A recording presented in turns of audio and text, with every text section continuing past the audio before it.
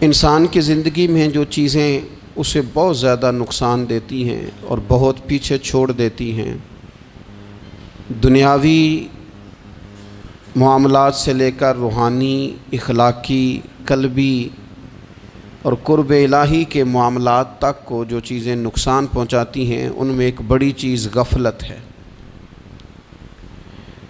ایک لفظ ہوتا ہے جو ہمیں اکثر سننے کو ملتا ہے کہ آپ کی توجہ نہیں ہے۔ یہ ڈھیر سارے لوگوں کا مطالبہ ہوتا ہے، اہل خانہ بھی مطالبہ کرتے ہیں، کئی موقع پر والدین بھی مطالبہ کرتے ہیں، غرباء بھی مطالبہ کرتے ہیں کہ امیروں کی ہماری طرف توجہ نہیں ہے۔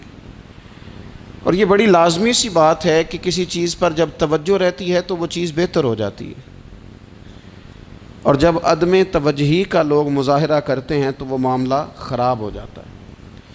یہ جو عدم توجہ ہے اسی کو غفلت کہتے ہیں، اور جب انسان کے مزاج پر غفلت طاری ہوتی ہے اور غفلت اس پر پوری طرح غلبہ کر لیتی ہے تو پھر اس کی زرخیز زمین کو وہ بنجر کرتی ہے۔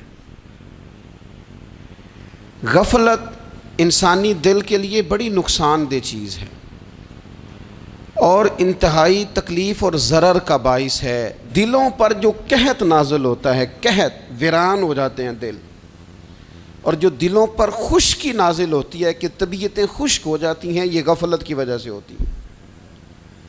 جو لوگ غافل ہو جاتے ہیں نا، اپنے معاملات کا دھیان نہیں رکھتے، دیکھیں نا، آپ کو کھانا کھاتے بھی غافل نہیں ہونا چاہیے۔ اگر کھانا بھی غیر معتدل کھا لیا جائے تو وہ انسان کی طبیعت کے لیے باعث ضرر بن جاتا ہے، نقصان کا باعث بنتا ہے۔ بات کرتے ہوئے بھی غافل نہیں ہونا چاہیے، کئی دفعہ جملے ایسے نکل جاتے ہیں جو انسان کے لیے پھر شرمندگی کا باعث بنتے ہیں۔ انسان کو غافل ہو کر کوئی کام نہیں کرنا چاہیے، غافل ہو کر، مدہوش اور بے ہوش ہو کر نہیں۔ غفلت دل کو ویران کرتی ہے، طبیعت میں خشکی لاتی ہے۔ غافل کبھی نہ بنے۔ قرآن مجید فرقان حمید نے ارشاد فرمایا کہ اقترب للناس حسابہم، فرمایا لوگوں کے حساب کا وقت قریب آ گیا، وہم فی غفلۃ معرضون، اور وہ ابھی بھی غفلت میں منہ پھیرے ہوئے ہیں۔ ٹائم آ گیا حساب دینے کا، لیکن وہ ابھی بھی غافل ہیں۔ ہمارے جو زیادہ تر نقصان زندگی میں ہوئے ہیں وہ صرف ہماری غفلت کی وجہ سے ہوئے۔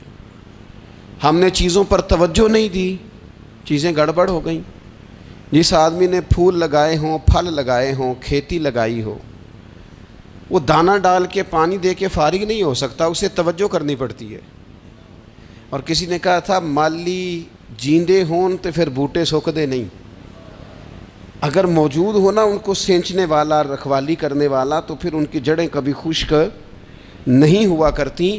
ہماری جو غفلتیں ہیں یہ بڑی ضرر کا باعث ہیں، نقصان کا باعث، اور مجبوری معاف ہوتی ہے، غفلت معاف نہیں ہوتی۔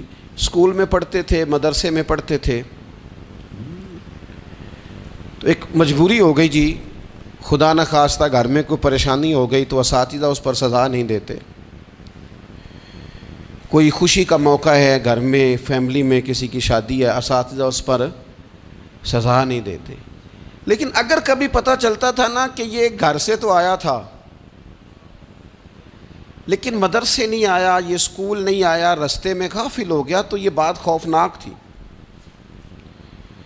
یہ قابل سزا جرم تھا کہ تو غافل ہو گیا اپنی پڑھائی سے، تو گھر سے آیا اور یہاں نہیں آیا۔ غفلت قابل سزا ہوتی ہے، مجبوری کی معافی ہوتی ہے۔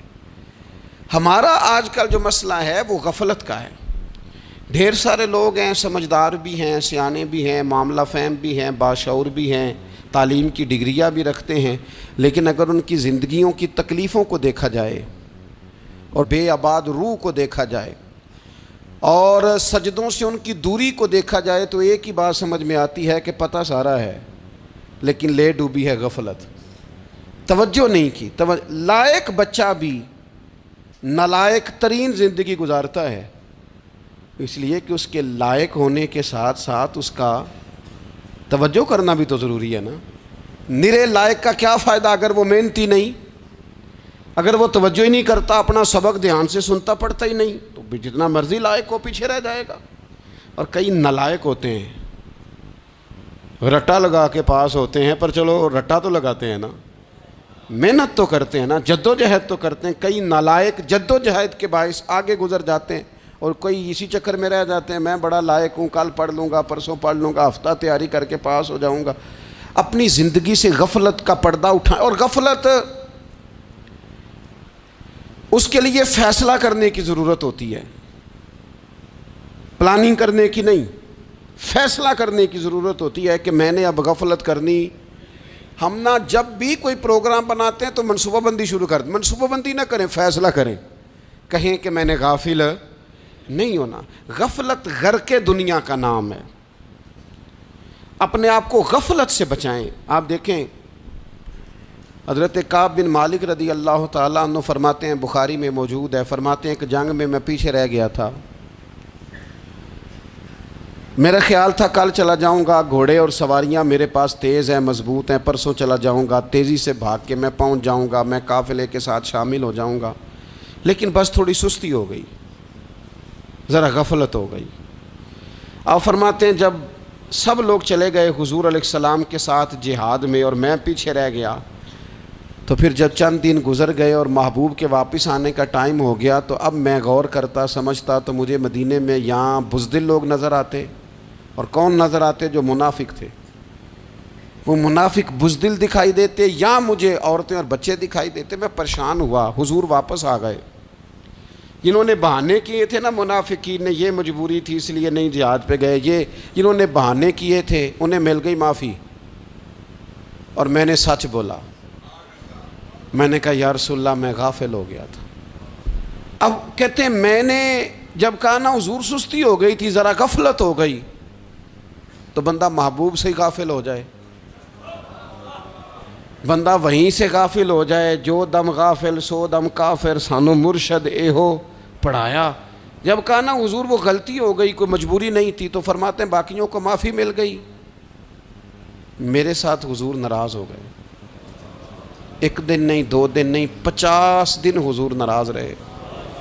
مدینے کی گلیوں نے مجھے پہچاننا چھوڑ دیا، در و دیوار سے مجھے یوں لگتا تھا کہ میں پردیسی ہوں۔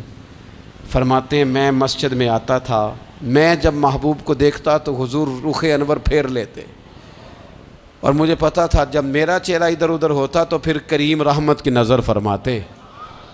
فرماتے ہیں 50 دن مسلسل، پھر مجھے حکم ہوا کہ بیوی بھی بھیج دو، میکے بچے بھی بھیج دو، ننہال یعنی تنہا رہ جاؤ۔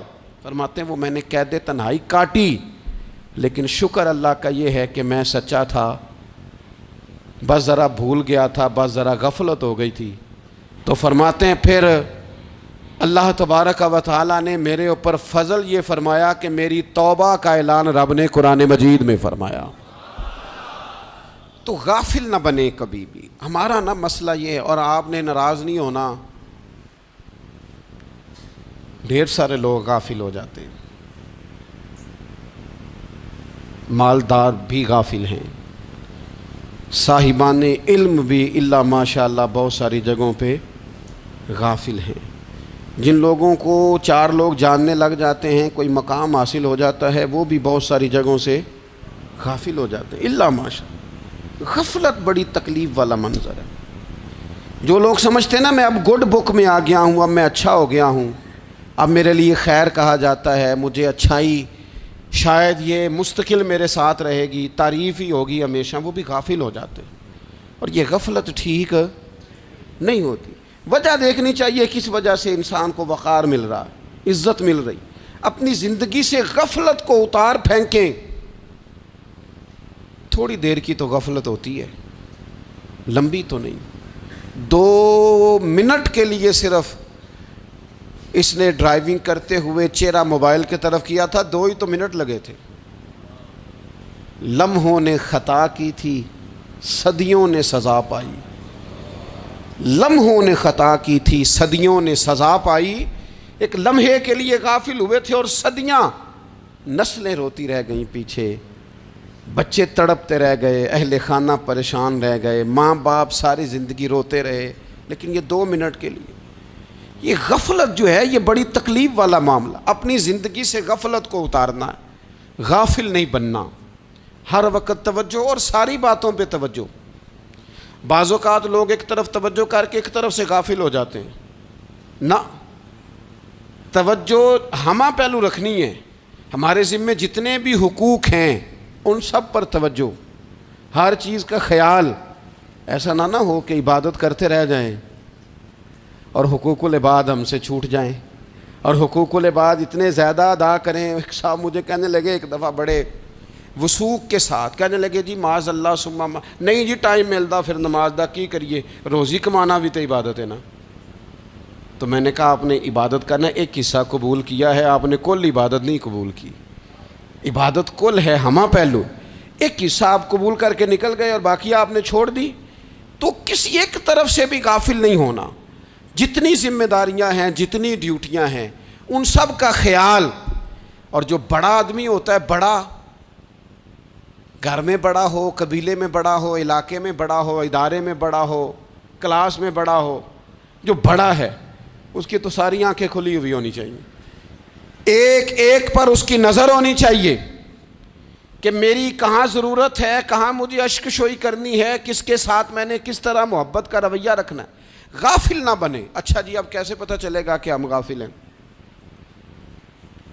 یہ کیسے پتہ چلے گا؟ آپ کسی بندے سے بھی پوچھ لیں حالات کیا ہیں تو کہتا ہے اللہ کا شکر ہے کبھی کسی کا دل نہیں دکھایا، اللہ کا شکر ہے جی زمانہ ہو گیا 5 نمازیں پڑھتا ہوں، اللہ کا شکر ہے جی. کیسے پتہ چلے گا غافل ہیں؟ پہلی علامت ہمارے علماء اور صوفیاء نے غافل بندے کی لکھی ہے. اس آئینے میں نے اور آپ نے اپنا آپ دیکھنا ہے. غافل بندے کی پہلی علامت یہ ہوتی ہے کہ وہ دنیاوی کاموں میں چست ہوتا ہے اور اللہ اور اس کے رسول کی فرما برداری میں سست ہوتا ہے. یعنی نماز کے وقت تو اسے نیند ستاتی ہے، پریشانی ہوتی ہے، لیکن اگر کسی جگہ مال مل رہا ہو، پیسے مل رہے ہوں، وہاں جانا ہو تو پھر اسے کوئی چیز بھی تنگ نہیں کر. دنیاوی کاموں میں چست ہوگا، یعنی ٹی وی کے آگے، موبائل کے آگے وہ گھنٹوں بیٹھا ہوا ہے.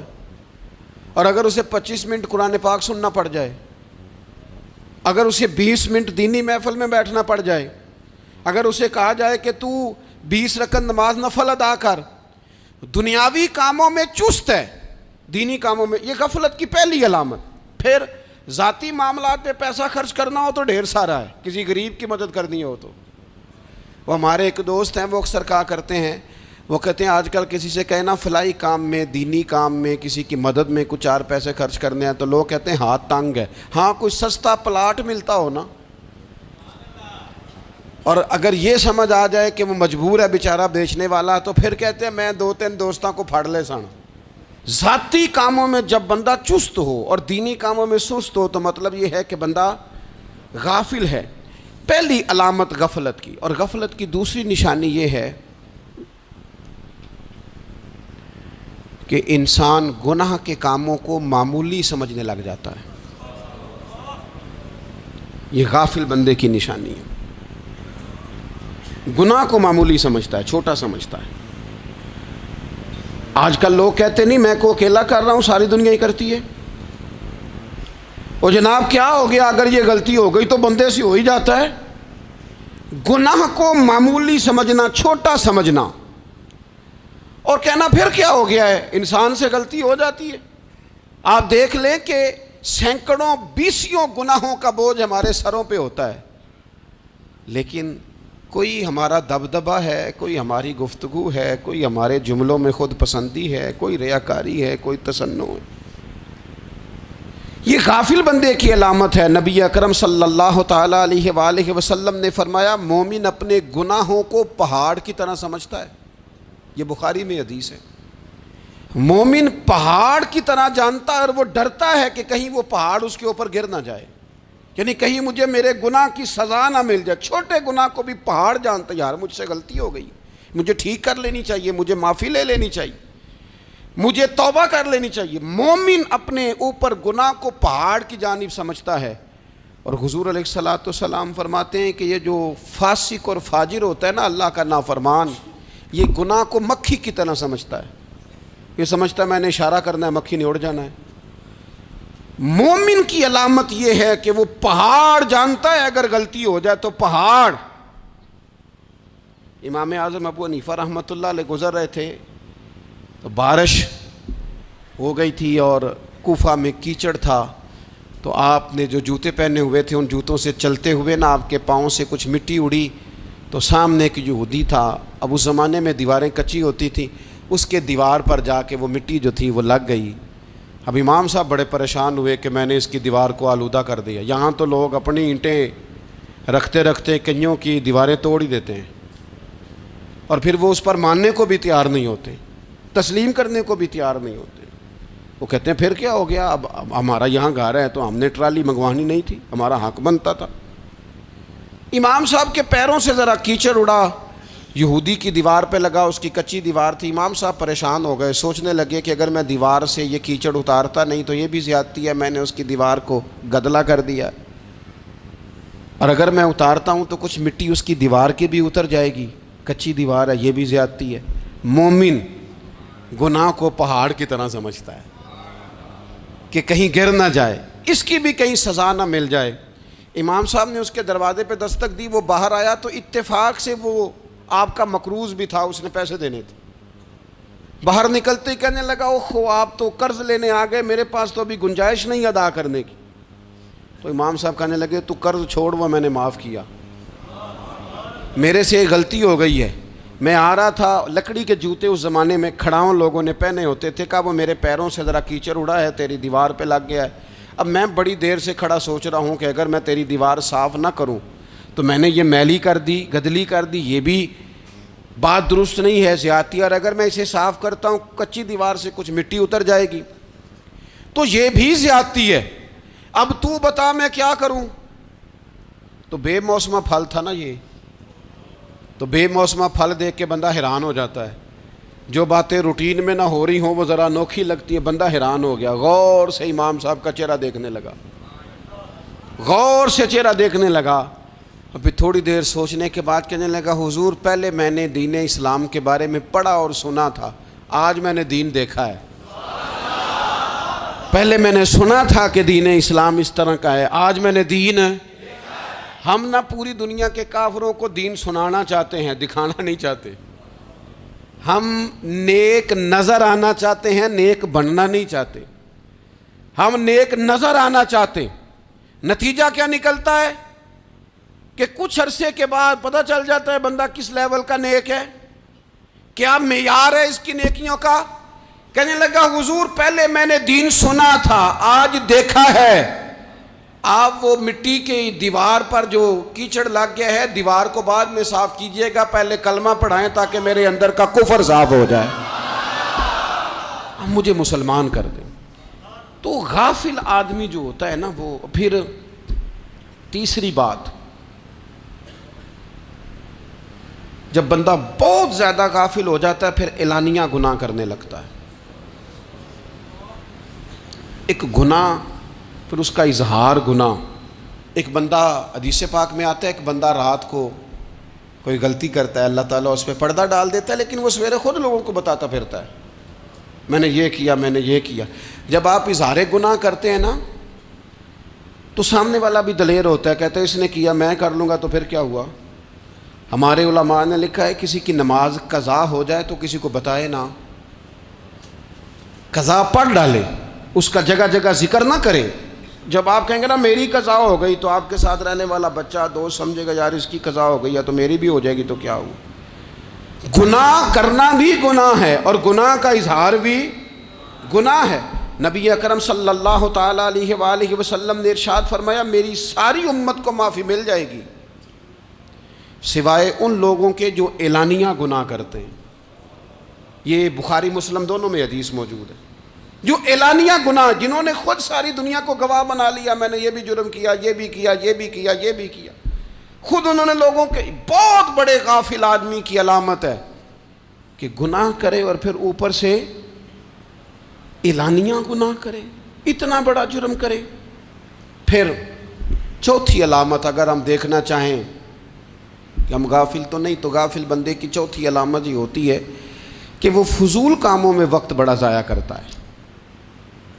فضولیات میں ادھر بیٹھے ہیں ادھر بیٹھے ہیں, یہاں گپ شپ ہو رہی ہے, وہاں موبائل دیکھا جا رہا ہے, پھر کچھ ٹائم ملا ہے تو پھر کہیں دور دراز کسی ہوٹل پہ کھانا کھانے چلے گئے, پھر کچھ ٹائم ملا تو چلو نکلتے ہیں ذرا کوئی ہفتہ سیر کر آتے ہیں, یہاں گپ شپ ہے, فلاں کو ڈسکس کر لیتے ہیں, فلاں کے بارے میں بات کر لیتے ہیں, سیاسی تبصرے کر لیتے ہیں, یہ تھوڑی گفتگو ہو جاتی, چلے محلے داروں پہ تبصرہ شروع کرتے ہیں, کون روٹی زیادہ کھا رہا ہے اور کس کے پاس پیسے زیادہ آ گئے, چلو جا کے پتہ کرتے ہیں. حالانکہ یہ پتہ نہیں کرنا چاہیے تھا, پتہ تو اس کا کرنا چاہیے تھا جو بیچارہ کل سے بھوکا ہے.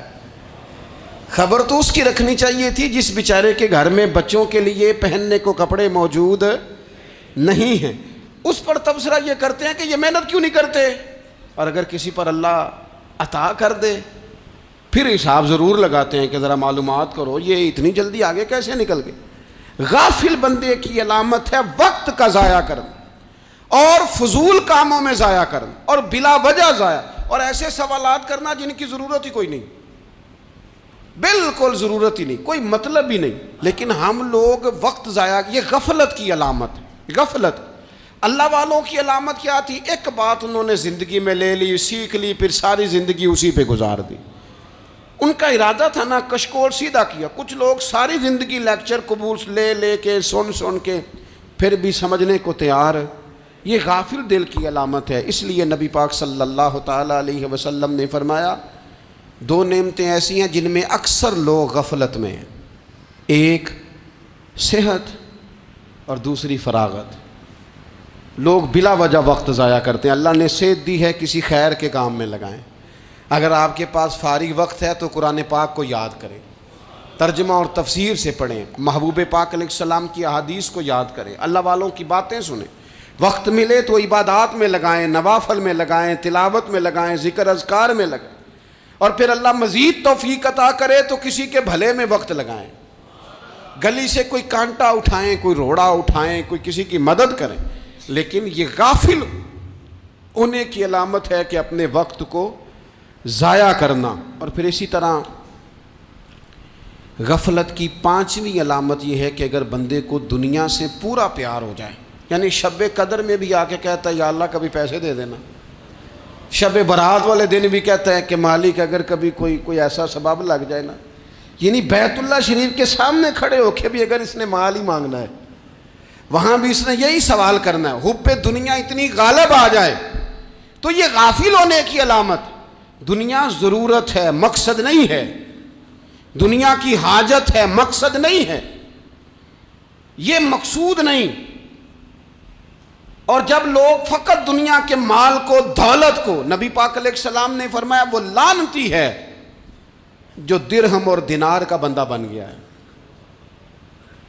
پیسوں کا بندہ بن گیا ہے. مل جائے تو خوش ہوتا ہے, نہ ملے تو تکلیف میں آ جاتا ہے. یہ غافل بندے کی علامت. مومن تو وہ ہوتا ہے کہ دولت رزق حلال ضرور کماتا ہے تاکہ کسی کے آگے ہاتھ نہ پھیلانا پڑے, کوشش ضرور کرتا ہے, پر دنیا کو جیب میں جگہ دیتا ہے, دل میں نہیں دیتا. اس کی جگہ جہاں ہے اسے وہاں رکھتا ہے, اسے دل میں جگہ. دل تو ایک ہے, اس میں رب و رسول کو بسائیں گے یا کسی اور کو بسائیں گے. تو حب دنیا یہ غافل ہونے کی بہت بڑی علامت ہے. پھر اسی طرح جو بندہ رب کریم کو جانتا نہیں نا وہ بھی غافل ہو جاتا ہے.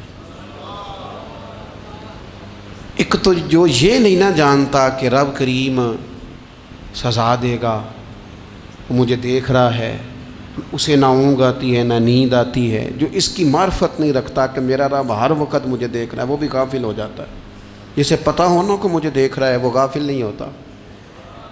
اور جو یہ سمجھ لیتا ہے نا کہ شاید معاذ اللہ ثم, اس یقین کو پکا نہیں کرتا, وہ غافل ہو جاتا ہے. اور ایک جو یہ نہیں نہ جانتا کہ رب مہربان کتنا ہے وہ بھی غافل ہو جاتا ہے. مجھے بتائیے سب سے زیادہ تو بندہ اس کے دروازے پہ جاتا ہے نا جو سب سے زیادہ مہربانی کرنے والا ہو, اس دروازے سے بندہ اٹھتا ہی نہیں.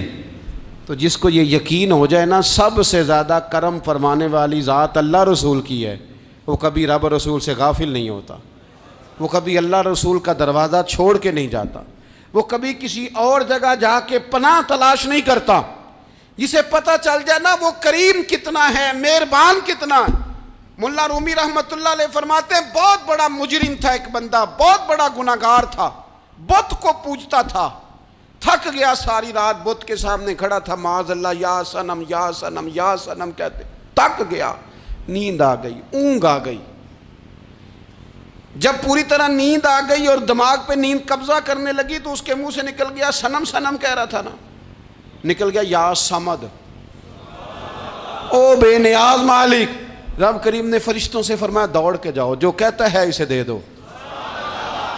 فرشتے کہنے لگے مالک وہ تو بت کو پکار رہا تھا، اس نے تو غلطی سے نام لیا ہے۔ فرمایا مجھے نہیں پتا، لیکن دیکھو نا اس نے مجھے پکارا تو ہے نا، کتنی دیر سے جھوٹے کو پکار رہا تھا، اس کا معاملہ حل نہیں ہوا، اب اگر سچے کو پکارنے پہ بھی حل نہ ہوا تو فرق کیا رہ جائے گا؟ دے دو جو مانگتا ہے، دے دو۔ میرے دوست گھر پتہ چل جائے وہ کریم کتنا ہے، وہ مہربان کتنا ہے۔ میرے رسول پاک علیہ الصلوۃ والسلام نے تو فرمایا تیری آنکھ سے اگر اس کے خوف سے اتنا آنسو بھی نکل گیا جتنا مچھر کا پر ہوتا ہے، تو جس طرح بھینس کے تھنوں سے نکلا ہوا دودھ واپس تھنوں میں نہیں نہ جاتا، جو اتنا بھی روئے نہ روئے اللہ کے خوف سے، وہ بندہ دوزخ میں نہیں جائے گا۔ تھوڑی دیر کے لیے ڈر جائے اپنے رب سے، آئے تو صحیح۔ عدم معرفت غفلت پیدا کرتی ہے، تو آ تو صحیح، وہ تو کریم ہی بڑا ہے، وہ تو مہربان ہی بڑا ہے۔ حضرت زنیرہ رضی اللہ تعالی عنہ حضور کی صحابیاں ہیں۔ ایام جو مکے کے تھے مسلمانوں پر بڑی آزمائش کے تھے، انہیں بڑا مارا کفار نے، اتنا مارا کہ ان کی بینائی چلی گئی، نظر آنا بند ہو گیا۔ کافروں کی عورتوں نے تانا دیا کہ تو نے ہمارے بت چھوڑے ہیں نا، تو دیکھنا تیری بینائی چلی گئی۔ تو جناب زنیرہ اللہ پہ بھروسہ، توکل، معرفت الہی کا جذبہ، اٹھ کے کھڑی ہو کہنے لگی چپ کرو، تمہارے جھوٹے بت کیا کر سکتے ہیں، میرا رب چاہے تو صبح جب میں اٹھوں تو میری آنکھیں روشن ہوں، اگر کریم کرم کر دے۔ لوگ کہتے ہیں واقعی ایسا ہوا، جب وہ سویرے اٹھی تو اللہ نے ان کی روشنی واپس کر دی تھی۔ تجھے پتہ چل جانا وہ مہربان کتنا ہے۔ وہ ایک بزرگ تھے تو ان سے کسی نے کہہ دیا کہ اگر آپ کا حساب آپ کے ماں باپ کے ذمہ ہو جائے تو پھر کیسا، پوچھنے کے لیے قیامت میں اگر ماں باپ حساب لیں تو پھر کیسا۔ تو بڑے سیانے لوگ تھے جو دل والے تھے، کہنے لگے نہیں، رب کریم ہی ٹھیک ہے، اس لیے کہ وہ ماں باپ سے کہیں بڑھ کر پیار کرنے والا ہے۔ اگر یہ معرفت مل جائے وہ کریم کتنا ہے، اور جب بندہ پوری طرح اس کی بارگاہ میں آ کے تڑپ جاتا ہے نا، مولا میں جاؤں کدھر، تیرا دروازہ چھوڑ کے جاؤں کدھر۔ اقبال کہتے ہیں وہ ایک سجدہ جسے تو گراں سمجھتا ہے، 1000 سجدوں سے دیتا ہے آدمی کو نجات۔ تجھے جگہ جگہ جھکنا نہیں پڑے گا اگر تو صحیح معنوں میں اپنے رب کی بارگاہ میں جھک جائے۔ تو میرے عزیز کوشش کریں کہ اس کی معرفت، اس کا کرم، اس کی عطا اور اللہ تبارک و تعالیٰ کے حاضر و ناظر ہونے پر عین الیقین، حق الیقین حاصل کریں۔ اور پھر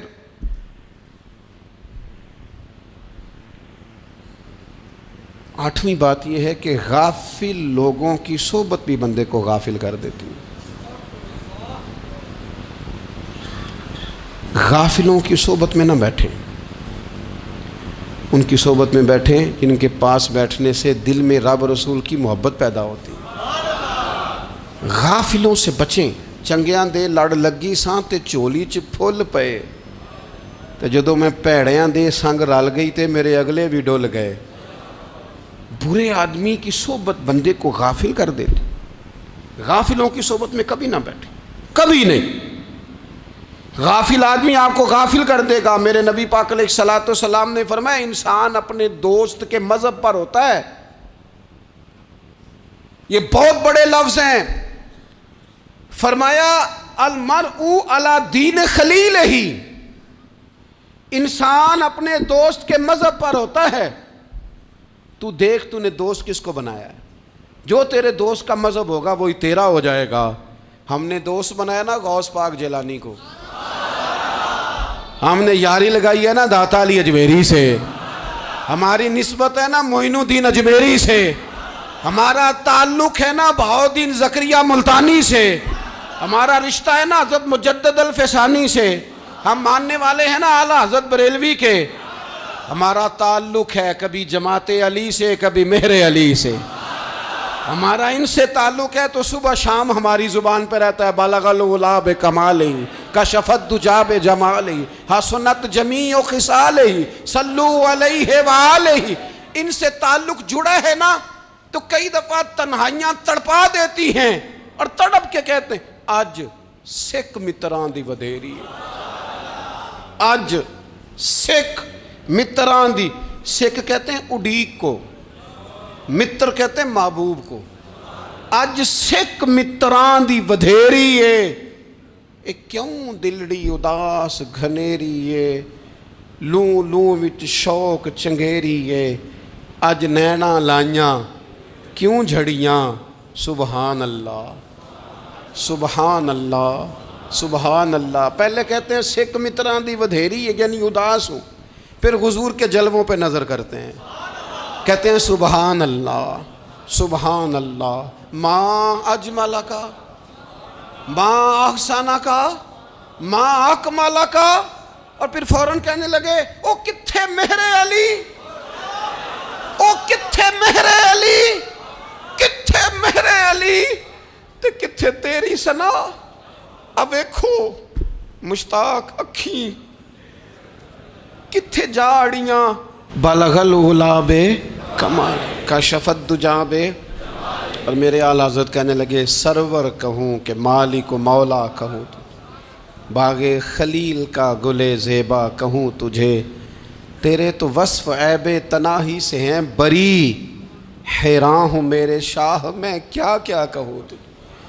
غافل آدمی کی علامت ہے برے لوگوں کی صحبت میں، خبردار ان کے پاس نہ بیٹھنا جن کے پاس بیٹھنے سے تمہارے دلوں میں اولیاء اللہ اللہ کے بندوں کی عداوت پیدا ہو، خبردار خبردار ان کے پاس نہ بیٹھنا جن کے پاس بیٹھنے سے تمہارے دلوں میں حضور کی اولاد پاک کے بارے میں شک پیدا ہو، خبردار اس شخص کے پاس نہ بیٹھنا جو امام حسین ابن علی کے بارے میں کوئی کمزور بات کرتا ہو، بچنا، خبردار اس سے بچنا جو حضور کے صحابہ کے بارے میں بات کرے، بچنا بچنا اس سے، جو سیدنا ابو بکر صدیق کے بارے میں کوئی،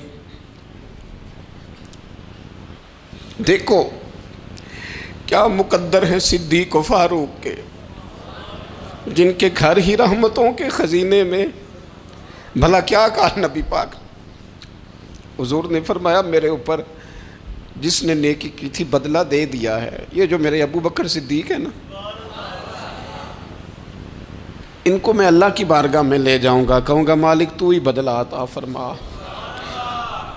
ایک ہاتھ میں جناب صدیق کا ہاتھ پکڑا، ایک میں حضرت عمر کا ہاتھ پکڑا، اور حضور مسجد نبوی سے باہر آ رہے ہیں، دیکھنے والے کی زبان سے بے ساختہ سبحان اللہ نکل گیا، کیا شان ہے کیا مقدر ہے۔ تو حضور علیہ السلام رک گئے اور روک کے فرمایا تو حیران ہو رہا ہے نا، تو حیران ہو رہا ہے نا کہ میں نے ایک ہاتھ میں ابو بکر کو پکڑا ہے ایک میں عمر کو پکڑا ہے، فرمایا قیامت میں جب میری قبر کھلے گی تو میں اسی طرح قبر سے نکلوں گا، اس طرح میدان محشر میں آؤں گا، خبردار حضور کے وفاداروں کے وفادار رہنا، ان کے وفادار رہنا، ان کے وفادار رہنا۔ بڑا عجیب دور آیا ہے، ہم نے یہ دور دیکھا ہے کہ لوگ حضور کے صحابہ کے بارے میں بھی بات کریں گے، اب نبی پاک کی اولاد پاک کے بارے کو بھی ڈسکس کیا جائے گا۔ اپنا منہ تو دیکھ، اپنی حیثیت دیکھ، اور پھر وہ بندے دیکھ جن کو اللہ نے چن کے اپنے محبوب کی غلامی کے لیے حضور کے قریب بٹھایا ہے۔ تو بچنا ایسے لوگوں سے، پرہیز کرنا، خبردار عقیدہ ستھرا رکھنا، عقیدہ ستھرا رکھنا، صاف رہنا، پاکیزہ رہنا، غافلوں کی صحبت سے بچنا۔ بڑا ڈرتے ہیں اللہ سے، دعائیں مانگتے ہیں یا اللہ نسلوں میں بھی وہی بندے پیدا فرما جو عقیدے پکے رکھنے والے ہیں، وہ بندے پیدا فرما ہماری نسلوں میں۔ ایک وہ بندہ بھی غافل ہو جاتا ہے جو امیدیں لمبی لگا لیتا ہے،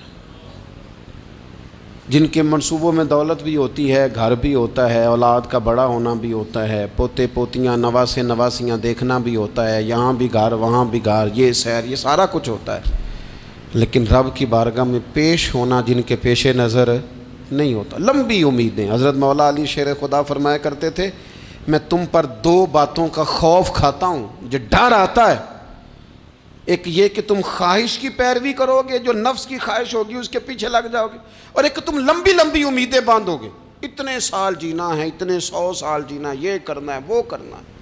منصوبہ بندی کریں مستقبل کے لیے، وہ بری نہیں، لیکن تیاری رکھیں، تیاری رکھیں، اس بات کا بھی خیال رکھیں کہ اللہ کی بارگاہ میں حاضر ہونا۔ یہ غفلت کی چیزیں ہیں جو بندے کو غافل کر دیتی ہیں۔ جو لوگ اللہ کا ذکر نہیں کرتے وہ بھی غافل ہو جاتے ہیں، اور جو فضول باتیں زیادہ کرتے ہیں نا، ہنستے زیادہ ہیں۔ فَلْيَضْحَكُوا قَلِيلًا وَلْيَبْكُوا كَثِيرًا، قرآن کہتا ہے زیادہ رویا کرو، کم ہنسا کرو۔ نبی پاک علیہ الصلوۃ والسلام سے پوچھا تھا حضرت عقبہ بن عامر نے کہ یا رسول اللہ نجات کس چیز میں ہے؟ تو نبی پاک علیہ الصلوۃ والسلام نے فرمایا ایک تو اپنی زبان قابو میں رکھو، دوسرا فرمایا اپنے گھر میں ٹھہرے رہو، تمہارا گھر تمہارے لیے کافی ہو، فضول نہ نکلو گھر سے، اور تیسرا فرمایا اپنی خطاؤں پہ رویا کرو۔ کثرت کلام اور فضول کلام اور بلا وجہ یہ بندے کو غافل کرتا ہے، دل کو سخت کرتا ہے۔ یہ چند چیزیں ہیں جو انسان کو غفلت میں ڈالتی ہیں۔ اپنے آپ کو ان چیزوں سے بچائیں اور غفلت کو توڑیں۔ آپ کے ذمے، میرے ذمے جو حقوق العباد ہیں ان کا پتہ کریں، جو اللہ رسول کے حقوق ہیں ان کی خبر دیکھیں، ہماری جو ذمہ داریاں ہیں ہم کس طرح انجام دے رہے ہیں اس پر توجہ کریں، اپنے معاملات کو ٹھیک کریں۔ ہم انسان ہیں، کوتاہیاں تو رہ جائیں گی، لیکن جب کوشش کریں گے تو پھر رب تعالیٰ مدد بھی فرمائے گا۔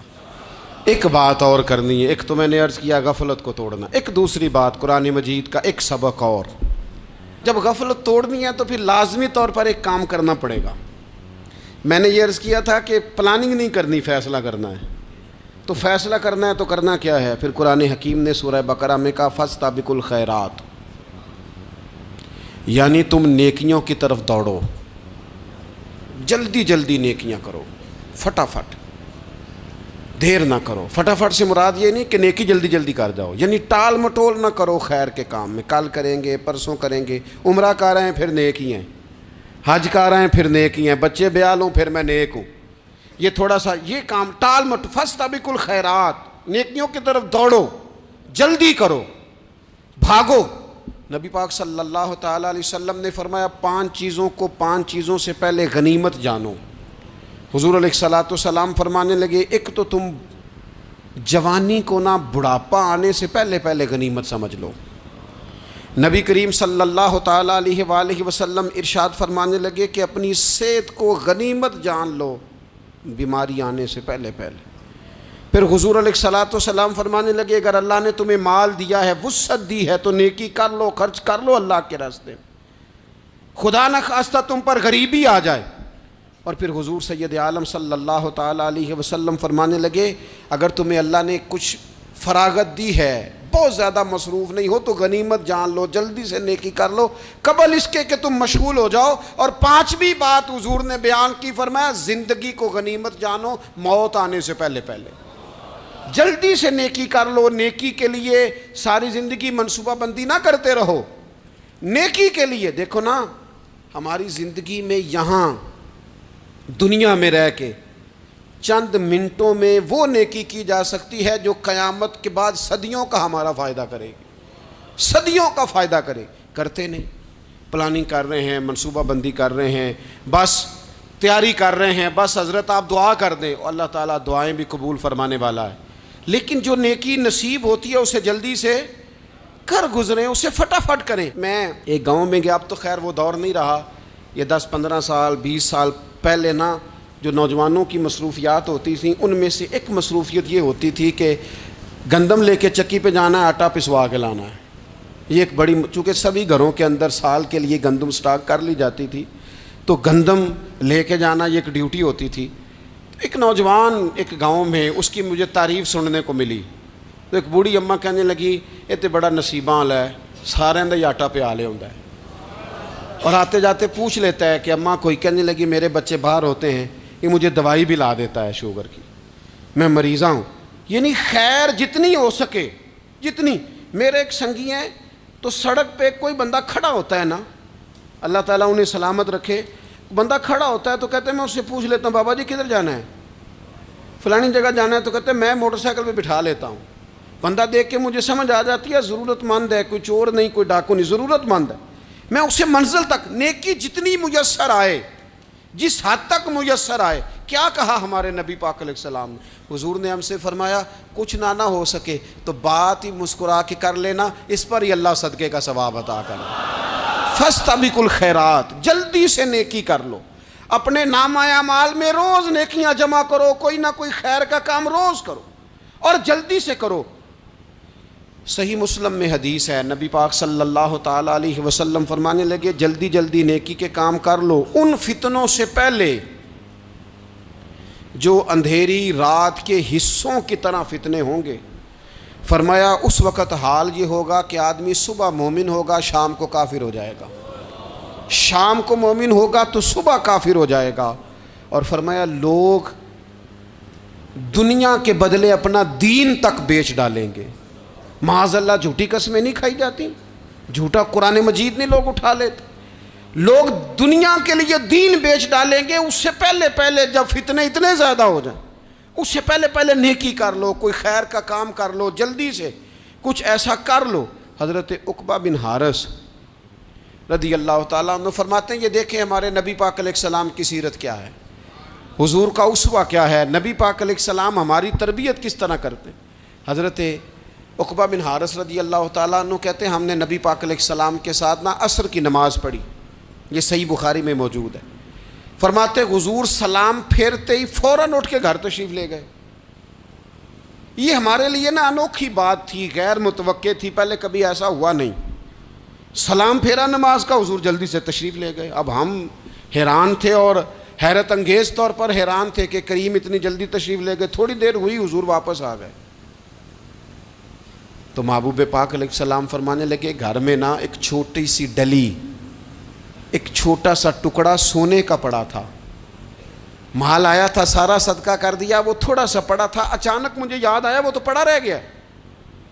تو حضور فرمانے لگے میں نے کہا کہیں ایسا نہ ہو جائے کہ ساری رات گزر جائے اور میرے گھر میں پڑا ہی رہ جائے، میں جلدی سے جا کے اسے خیرات کر دوں. میں نے خیرات کیا پھر میں واپس آ گیا ہوں. جلدی سے نیکی، جلدی سے نیکی کر لی جائے. ہم بڑا انتظار کر رہے ہیں، بڑا لمبا ہمارا پروگرام ہے، ہمارے پاس ٹائم ہی بڑا ہے. کسی نے کان میں کہہ دیا ہے تیرے پاس بڑا وقت ہے، ابھی تو بڑی عمر پڑی ہے، ابھی تو جناب او میرے بھائی یہ لوگوں کے کہنے کی باتیں ہیں. پھر پتہ ہی نہیں چلتا حالات کس طرح کے ہو جاتے ہیں اور کیا معاملات انسان کے ساتھ درپیش ہوتے ہیں. جتنی خیر میسر آئے، جتنا بھلا میسر آئے، جتنی انسان کو توفیق ملے. میں نے بزرگوں کو دیکھا، اپنے اصحاب کو، پہلے وہ خدام سے کہتے کہ میں سونے لگا ہوں اور پابند کرتے لوگوں کو کہ فلاں وقت، بزرگوں کو میں نے دیکھا اپنے، وہ پابند کرتے لوگوں کو کہ فلاں وقت میں موجود ہوں گا آنا، خود پابند فرماتے. اور پھر جب بیدار ہوتے تو سب سے پہلے خدام کو بلا کے پوچھتے کوئی مہمان تو نہیں آیا. وہ جناب آپ نے خود ہی تو پابند فرمایا فلاں دن آنا. کہنے لگے چل یار اگر کوئی آیا تو مجھے ملا لو، میری ملاقات کرا لو. کیوں؟ اس لیے کہ دور سے آیا ہے، مجھ سے ملنے آیا ہے، کوئی خیر کی بات سیکھنے آیا. چلو میرے نامہ اعمال میں کوئی نیکی جائے گی، کچھ نہ کچھ خیر جمع کر لی جائے، کچھ نہ کچھ ڈیوٹی کر لی جائے، کچھ کام کریں اور جلدی سے کریں. حضرت جابر ابن عبداللہ انصاری رضی اللہ تعالیٰ عنہ بیان کرتے ہیں، یہ بھی بخاری میں موجود ہے. کہتے ہیں ایک صحابی نبی پاک علیہ السلام کی بارگاہ میں حاضر ہوئے غزوہ احد کے موقع پر، اور حال ان کا یہ تھا کہ وہ کھجور کھا رہے تھے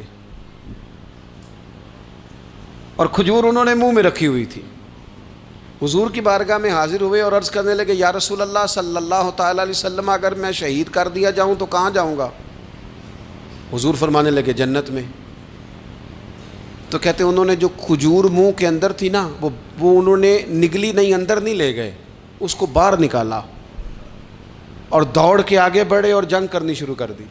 اور لڑتے لڑتے شہید ہو گئے۔ کیا سبق دیا انہوں نے؟ سبق یہ دیا کہ نیکی کرنے میں اتنی دیر بھی نہیں کرنی جتنی کھجور کھانے میں دیر لگتی ہے۔ جلدی سے نیکی کرنی ہے، فٹافٹ نیکی کرنی، اس کے اندر ٹال مٹول نہیں کرنا۔ اسی وقت انہوں نے کھجور باہر نکال دی، دوڑ کے انہوں نے حضرت انس بن نضر رضی اللہ تعالیٰ عنہ، حضرت انس بن مالک رضی اللہ تعالیٰ عنہ کے چچا ہیں، میدان احد میں نا، احد پہاڑ کے قریب کھڑے تھے، لوگوں سے کہہ رہے تھے جلدی جلدی ادھر آؤ، وہ جنت جو انسان کو انتقال کے بعد نصیب ہوگی اور قیامت کے بعد نصیب ہوگی، فرماتے تھے مجھے تو ابھی احد پہاڑ کے اندر سے جنت کی خوشبو آ بھی رہی ہے، لہذا جلدی سے آؤ، ادھر دوڑو، جہاد کرو، آؤ کفار سے لڑیں۔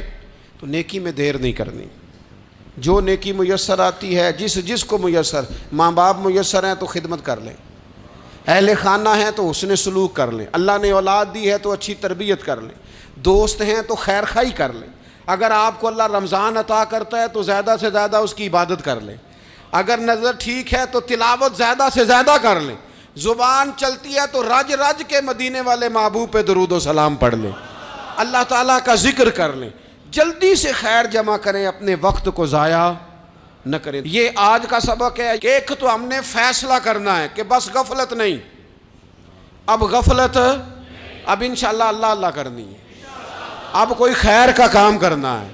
میرے حضرت کا ایک جملہ کبھی نہیں بھولنا، فرمایا کرتے تھے زمین کے اوپر کام، نیچے جا کے آرام۔ یہ چھوڑ دیں اتنے گھنٹے سونا ہے تو یہ کرنا ہے تو میری نیند میں دخل کوئی نہ ڈالے، پھر سوتے ہی رہ جائیں گے، سوتے ہی رہ جائیں۔ زمین کے اوپر کام اور نیچے جا کے جاگنا ہے، جاگ لے افلاک کے سائے تلے، پھر حشر تک سوتا رہے گا خاک کے سائے تلے۔ اب جاگ لے افلاک کے سائے کے نیچے، جاگ، کھول آنکھیں، ہر وقت کا سونا، ہر وقت سونا، ہر وقت جو اپنے آرام کی فکر کرنا، اس سے نکل آئیں اور اچھا کھانا اور اچھا پہننا اور بس اپنی مرضی کی زندگی من چاہی جینا، اس سے باہر آئیں۔ فیصلہ کریں، فیصلہ کہ اب غفلت نہیں کرنی، اگر اللہ نے کوئی صلاحیت دی ہے تو اسے دین کے کام پہ لگانا ہے، کوئی ڈیوٹی کرنی ہے، کوئی خدمت کرنی ہے۔ دیکھو خدمتیں ہو رہی ہیں، صدیق اکبر مال دے رہے ہیں، عثمان غنی مال دے رہے ہیں، مولا علی نے تلوار پکڑی ہے، میدان میں جا رہے ہیں، فاروق اعظم گلی گلی نگر نگر رسول اللہ کے دین کی پہرے داری کر رہے ہیں، حضرت جناب سیدنا سلمان فارسی ابو ذر غفاری حضور کی مسجد میں جھاڑو دے رہے ہیں، اور بلال حبشی وہ نبی پاک کی مسجد میں اذان پڑھتے پڑھتے رب نے اتنا عروج فرمایا کہ کعبے کی چھت پہ کھڑے ہو کے بھی اذان پڑھنی شروع، انہوں نے اذان دے دی۔ تو کوئی کام کرنا ہے، غفلت کو توڑنا ہے اور نیکی کرنی ہے، ذرا جلدی جلدی خیر کا کام کرنا ہے، نہیں ایسے نہیں، فٹافٹ۔ کیسے جی؟ فٹافٹ۔ تو فٹافٹ کام کریں خیر کا، جلدی جلدی۔ تو یہ خیر کا کام فٹافٹ، جلدی جلدی اور بڑی جلدی اور دوڑ دھوپ کے، اور جب آپ کرتے جائیں گے نا تو پھر اللہ تعالیٰ مواقع بناتا جائے گا۔ آپ سے میری اپیل ہے، بالخصوص میرے ساتھ جو وابستہ سنگی ہیں، جو پیار کرنے والے ہیں، دو باتیں آج آپ نے لے کے جانی ہیں گھر۔ یہی لنگر ہے، یہی آپ کے لیے دعا ہے، یہی ہمارے بزرگوں کا فیض ہے، یہی نصیحت ہے کہ آپ نے یہ دو باتیں لے کے جانی ہیں۔ غفلت توڑ دینی ہے، فیصلہ کرنا ہے کہ آج کے بعد غافل نہیں ہونا، اور دوسری یہ بات لے کے جانی ہے کہ نیکی جلدی جلدی، فٹافٹ فیصلہ، فٹافٹ نیکی، ایک کر کے پھر انشاءاللہ دوسری کر کے پھر انشاءاللہ تیسری کر کے پھر انشاءاللہ چوتھی، یہ شروع کرنی ہے، اور آپ دیکھیں گے اللہ تعالیٰ مہربانی فرمائے گا، مدد کرے گا۔